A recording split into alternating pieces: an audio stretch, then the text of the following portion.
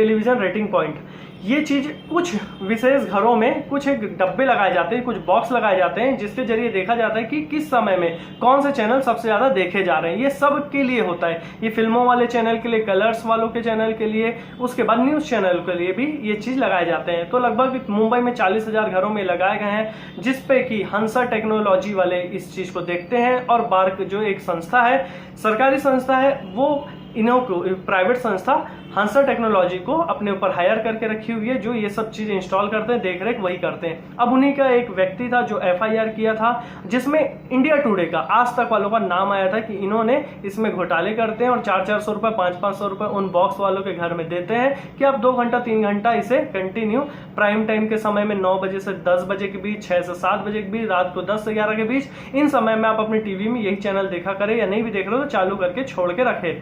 तो ये bark metre में जितने भी घोटाले हुए, इसमें नाम इंडिया टुडे का आया, लेकिन बाद में इसे रिपब्लिक कर दिया गया पुलिस कमिश्नर के द्वारा, उद्धव ठाकरे के दबाव में और कांग्रेस शिवसेना की पार्टी के द्वारा। क्योंकि आप जानते हैं अर्नब गोस्वामी ने बार बार पालघर हो या सुशांत राजपूत के केस हो या फिर बॉलीवुड के माफिया, ड्रग्स माफिया लोगों के ऊपर और सोनिया गांधी का नाम एंटीनो माइनो लेने के ऊपर बहुत सारे नफरत की बातें कांग्रेस ने अर्नब गोस्वामी के लिए पहले भी करके रखी है। और वो महाराष्ट्र में, मुंबई में पूरी तरह से रिपब्लिक भारत से जो अपनी नफरत है उसे दर्शाने के लिए अब पुलिस मशीनरी का सहायता ले रहे हैं। सिंपल तरीके से पूरा वीडियो में समझेंगे, पूरा वीडियो देखिए, चैनल बनाया तो सब्सक्राइब करें।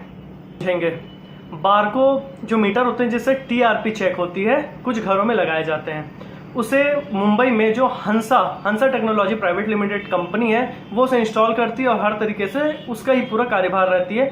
लेकिन ये किसके अंतर्गत आती है? ये आती है बार्क के अंदर।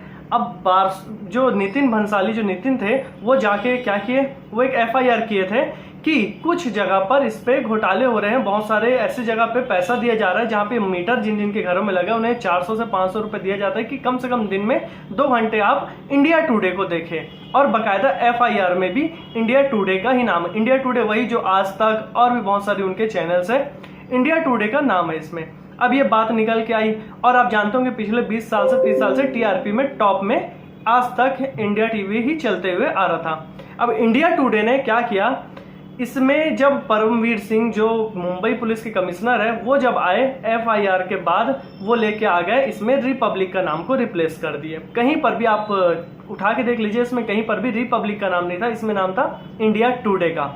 अब रिपब्लिक का नाम क्यों आया, इसे आप समझने के लिए थोड़ा 1-2 साल पीछे जाना पड़ेगा। रिपब्लिक अचानक से नया चैनल आया, बहुत तेजी से हिट होने लगा और होता ही है कि अगर आपके बीच आपके साथ काम करने वाला व्यक्ति बहुत जल्दी प्रमोट हो जाए, प्रमोशन हो जाए, तो आप उनसे जलने ही लगेंगे।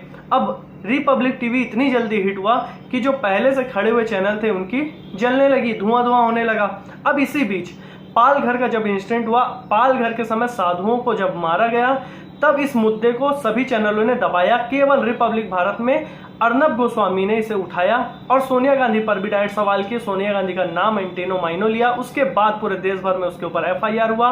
शिवसेना जो कि कांग्रेस के साथ मिलकर महाराष्ट्र में सरकार चला रही है, उन्होंने तो इनके ऊपर बहुत ज्यादा कई तरह पे हमले भी हुए और सीबीआई और पुलिस वाले अलग अलग तरीके से अर्नब गोस्वामी के ऊपर पूछताछ करने लगे थे। अब उसके बाद ये मैटर बढ़ता चला गया और इन दोनों के बीच, शिवसेना कांग्रेस की सरकार और अर्नब गोस्वामी रिपब्लिक भारत के बीच बहुत सारी तल्खियां बढ़ते गई। इस बीच इन्होंने बहुत सारी बातें कही हैं संजय राउत के ऊपर, डायरेक्ट उद्धव ठाकरे के ऊपर। अब नेक्स्ट मैटर आ गया सुशांत सिंह राजपूत जी का। उसके बाद इस भी मुद्दे को रिपब्लिक भारत ने जोर शोर से उठाया और उन्होंने साथ ही साथ पूरे बॉलीवुड के जितने ड्रग माफिया हैं, बड़े बड़े ऐसे लोगों का नाम लेना शुरू कर दिए जिनके द्वारा इनकी सत्ताएं सरकारें चल रही थी मुंबई में। अब होना ही था कि रिपब्लिक के ऊपर किसी भी तरह से कैसे लपेटा जाए।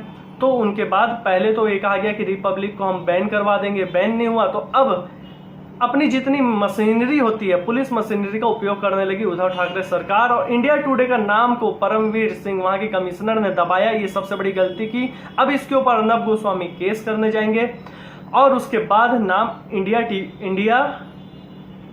इंडिया टुडे का ही सामने आएगा, जिसके राहुल कंवर, राजदीप सरदेसाई, ऐसे जो लोग हैं जो सबसे बड़े दल्ले पत्रकार हैं, जो बहुत उचक रहे हैं, उन्हीं का नाम आपके सामने आ जाएगा। एफआईआर में आ चुका है कि इन लोगों ने 400-500 रुपए देके अपने फेम को बढ़ाने के लिए बहुत सारी टीआरपी बढ़ाने के लिए इस तरह की हरकत की है। इसमें कोई दूध का धुला हुआ नहीं है दोस्तों। एनडीटीवी से लेकर इंडिया टीवी हो या इंडिया न्यूज हो, जी न्यूज हो, सभी ने ये काम किया है अलग अलग समय में जब जब जिसकी सरकारें रही हैं। आप ये सोच के हैरान रह जाएंगे कि एनडीटीवी के पत्रकारों के द्वारा कांग्रेस में सांसद और राज्यसभा में कौन जाएगा, मंत्री कौन बनेगा, ये चुना जाता था।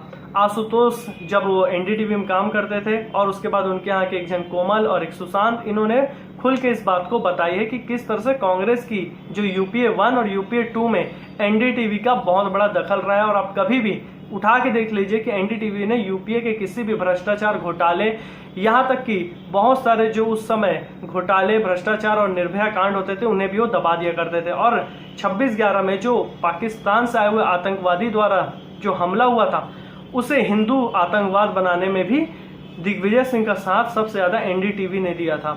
और उसके बाद जो ये परमवीर जी अपने कमिश्नर बने हैं, साध्वी प्रज्ञा ने साफ साफ आपकी अदालत में कहा था कि इन्होंने ही उन्हें बिना किसी, यानी आपको कोई हक नहीं है आप किसी को मार सके, और उन्हें बेल्ट से मारते थे, जबकि एक महिला को कोई पुरुष नहीं मार सकता है और कानून का पूरा दुरुपयोग यही करते थे। तो परमवीर जी जब भी अगर किसी केस को फर्जी बनाना हो या फिर 26/11 में हिंदू आतंकवाद दिखाना हो या साध्वी प्रज्ञा जैसे लोगों पर अत्याचार करना हो, कर्नल पुरोहित को प्रताड़ित करना हो, तो ऐसे लोगों का साथ बहुत अच्छे से बखूबी देते आए हैं। इस बार भी यही हुआ है। अर्नब गोस्वामी के ऊपर नाम लेने के पहले वो इंडिया टुडे का नाम क्यों नहीं लिए? इंडिया टुडे जबकि एफआईआर में, पहले एफआईआर में जो हंसा टेक्नोलॉजी के द्वारा है वो तो उन्हीं का नाम था। तो ये टीआरपी का पूरा खेल आपको समझने के लिए पूरे डिटेल में इसी बात को समझना पड़ेगा और आपको पूरी चीज़ क्लियर समझ आ जाएगी। और अभी बहुत ज़्यादा लंबा केस होने वाला है, बहुत दूर तक जाएगी ये बात। और भारत में तो कोई मुद्दे बचे ही नहीं है, इतने सारे मुद्दों में बात करने के छोड़ के लोग इन सारे मुद्दों पे सारे न्यूज़ चैनल एक दूसरे से बात करने लग गए हैं। अब बात करेंगे कि कई लोग बोले सुधीर चौधरी अर्नब गोस्वामी के खिलाफ हो गया, ये भी राष्ट्रवादी वो भी राष्ट्रवादी, क्यों ऐसा हुआ? तो दोस्तों ऐसा है कि राष्ट्रवादी जब बिजनेस और काम धाम पैसा आता है तो कुछ लोग ऐसे होते हैं जो अपने राष्ट्रवाद को भी भूल जाते हैं। इसी तरह जी न्यूज़ के दबाव में डीएनए में सुधीर चौधरी ने बार बार अर्नब गोस्वामी के ऊपर सवाल उठाए, रिपब्लिक भारत के ऊपर सवाल उठाए और उन्होंने ये बता दिया कि उनका भी काम वही है कि हम आपसे ज़्यादा बड़े राष्ट्रवादी हैं, ये दिखाने की कोशिश की। तो दूध के धुले कोई नहीं है, सभी के सब कहीं ना कहीं से मैले हैं।